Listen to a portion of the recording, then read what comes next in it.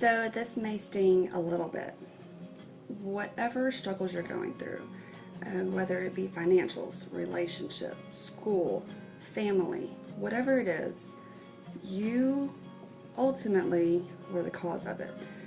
Everything, every decision in your life that you've made has brought you to where you are now. I'm not saying other people didn't have a part in it, but you allowed those people to have a part in it, and your decisions brought you to where you are.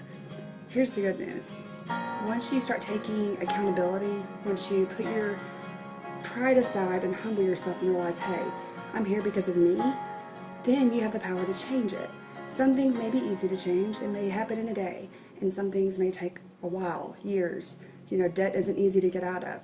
But eventually, once you realize you're in debt because of yourself, you will get out of it by working hard and acknowledging that it is because of your actions you are where you are.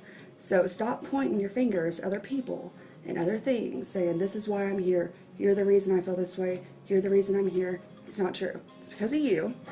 Take that in. It is because of you, but you do have the power to change it. So don't forget that.